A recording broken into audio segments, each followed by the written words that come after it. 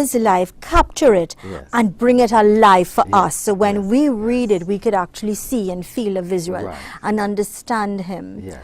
What was that experience like, working with him one-on-one Yes. all these years? Well, you know, there is a private perception and private experience with Satmaraj and the public. Public sees him as a racist, as a authoritarian figure, as a dictator and so on. When you get to know the man, he is not like that. Very true. I He's endorse not that like that. wholeheartedly. So, yes, so we were able to interact at a human level, and you know, I found him really to be a nice man.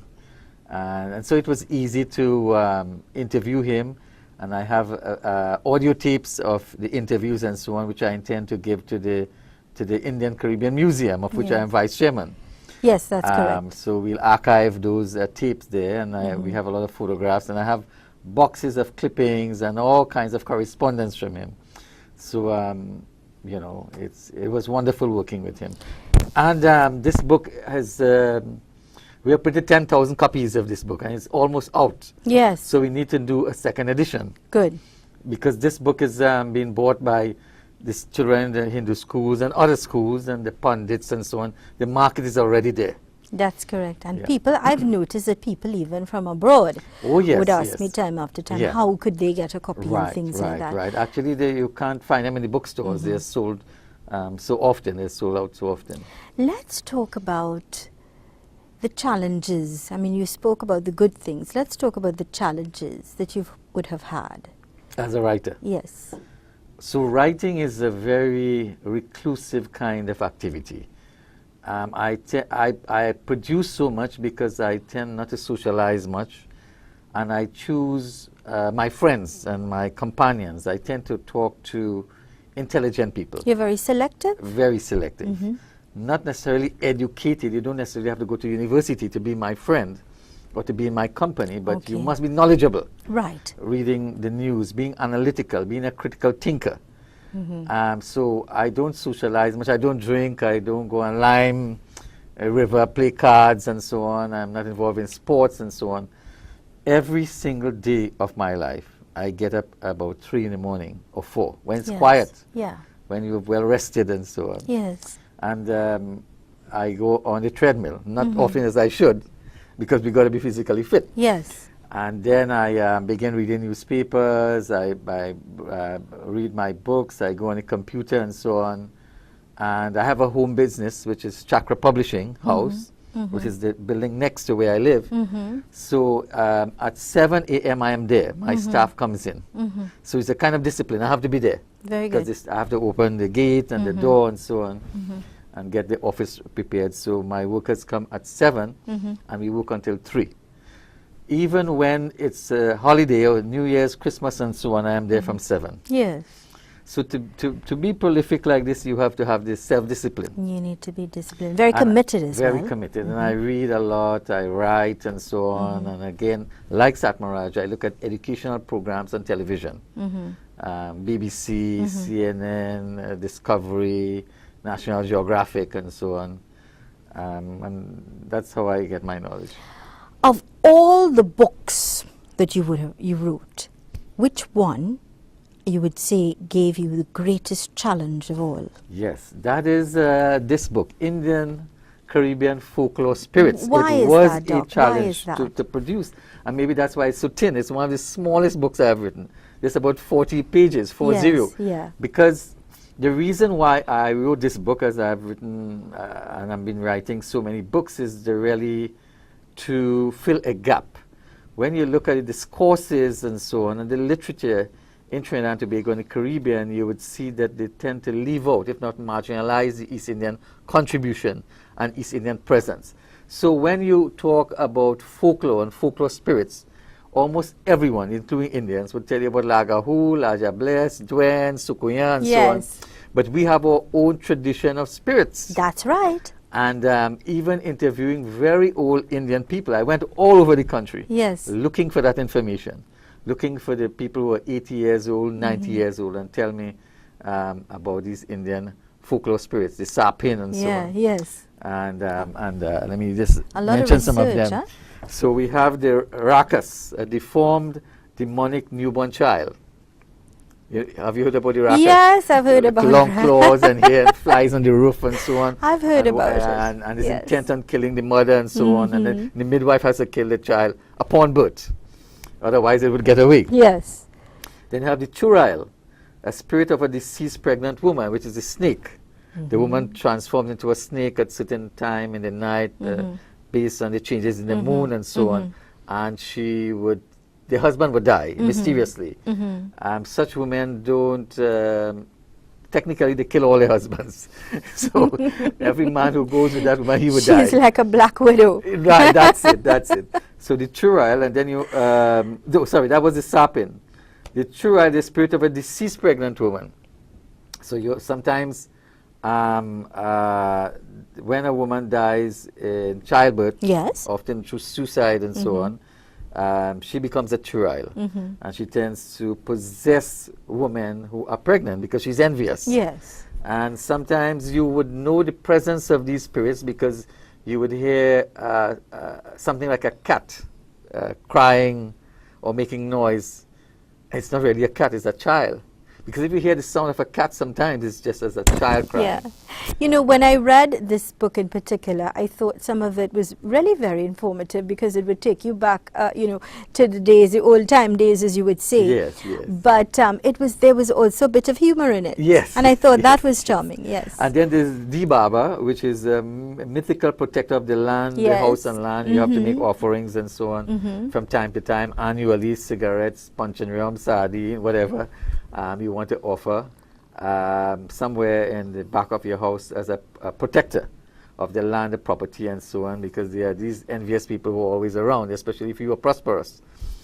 So you got to protect your property because they may do harm and so on, throw something over That's your right. wall and so on. Then there's the jinn, which is from the Islamic world. Yes. So just to get these information on these 5 spirits, I would it was imagine. quite a challenge. Yes. And I have illustrations of the book and so on. I got a very good artist, Anisha Khan, to do the illustrations. Yes. And this was a challenge. The others were not so difficult.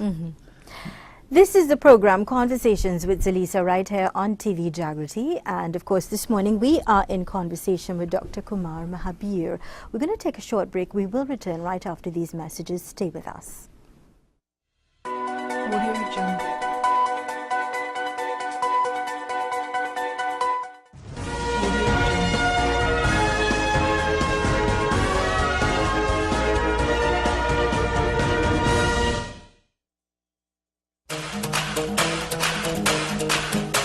My dear devotees, Sitaram, the Constitution of Trinidad and Tobago guarantees equality of treatment of all our citizens. This has not always been adhered to. We have often gone to court for these rights. Now we have radio and television to speak out and Mukdar to strike out.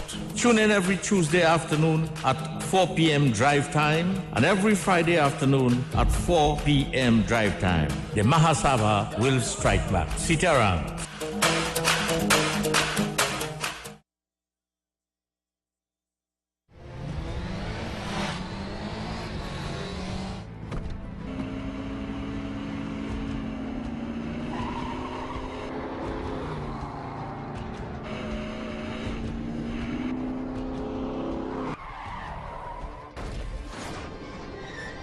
Drive slower, live longer.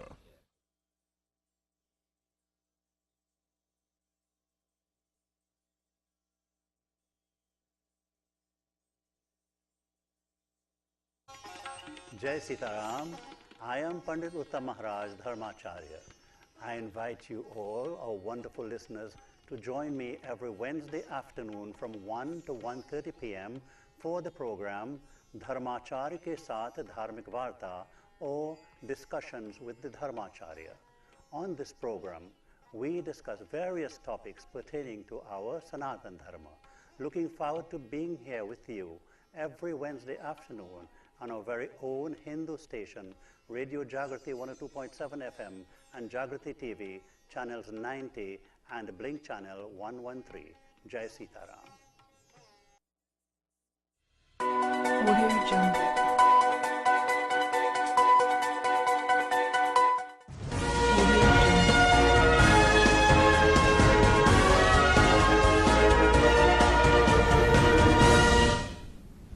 Well, Sitaram again to each and every one of you. Welcome back to the program Conversations with Zalisa right here on TV Jaagriti. Thank you so much for choosing us. This morning we are in conversation with Dr. Kumar Mahabir, a brilliant man, a walking institution, of course the author of all of these wonderful, inspiring books. He's also the editor-in-chief and chairman of the Indo-Caribbean Cultural Center Company Limited. Doc, Sitaram, welcome back. Yes. Let's talk to us about your involvement in this aspect of your life. So I am editor-in-chief and publisher of 2 magazines which we produce every year. It's Diwali Souvenir Magazine and Indian Arrival Day Commemorative Magazine. There are displays of some of these Yes. on the table here. And over 16 years we have been producing these magazines. So we have produced 32 editions. There are 32 editions. 32 editions. Yes. Each magazine has a specific theme. Yes. And of course you are featured in one of I the know. magazines here, this one I here. was quite fortunate, I tell Yes, you. yes. I'm very surprised. It was accidental. Very surprised. And but very fortunate. I feel quite Yes, yes. fortunate to have been So on the cover. I probably need to tell you the story on how your photo became the front cover photo. So I usually don't do the selections of photos and so on, because of course in producing a magazine you have to work with a staff Yes. and a team. Yeah. So I gave my graphic artist all the photos. And I said, you know, you decide, because you have the graphic eye, I'm not a professional photographer, to choose my front cover. And he came up with this cover. Oh. Even without me having any influence on him. So, and this one we did, the theme was Indian music formatted station, Indian radio stations Yeah. in Trinidad and Tobago. So that was the theme, and then we did one on Janeu Yes. recently, and so we choose a theme every year. For Indian Arrival Day coming up next year, we are going to look at novels on identityship. Ah. So quite often when we want to study history and identityship, we go to archival information. We look at all kind of diaries and records and newspaper clippings and so on. But these type of material doesn't really bring life to identityship. You don't get into the minds of people. And so there are these fiction writers who are novelists who have recreated identityship with characters and so Yes, on, yeah. conversations and so on. Right. And there are about 10 or 12 of these novels. And so this magazine is going to highlight these novels. Very nice. So we are already started to, working on that edition of Indian Arrival Day magazine, which is May next year. Yes. But magazines like these, you plan ahead. Three and 4 months Yeah. before. So I have a team, staff who doing the research and editing, proofreading, and so on. How do you decide on a particular theme for each year? How is that chosen? It depends. There is no fixed procedure. I just come up with these ideas, and one criteria though is that you must have a lot of images, photos, or paintings, because a magazine is highly visual, unlike a book. A book has a lot of text, a lot of reading and so on, but when someone picks up a magazine, you look for images, photographs and so on. Yeah. So even if I have a brilliant topic and I can't find photographs to go with the theme or the topic, then we can't produce it as a magazine. Good. So it goes hand in hand. It's Yes. important. And the magazine, 32 editions and still going strong. They are distributed free of charge. The magazines are online, free for viewing. We get advertisements, which helps pay the cost for this to maintain my staff. Right. And for that reason, we can give it out free. Excellent. Over the years, your great work, this has been acknowledged and you've been rewarded. Let's talk about these achievements. So I have been given awards by some individuals and organizations and institutions in recognition of my work. And the first man to recognize me and to give me award has been Prem Singh, who has sadly passed away. Yes. It's a man who I miss dearly because he was so creative. Yes. So this is the plaque. This is the plaque which he gave to me. In recognition of my contribution to literature and writing and research and so on.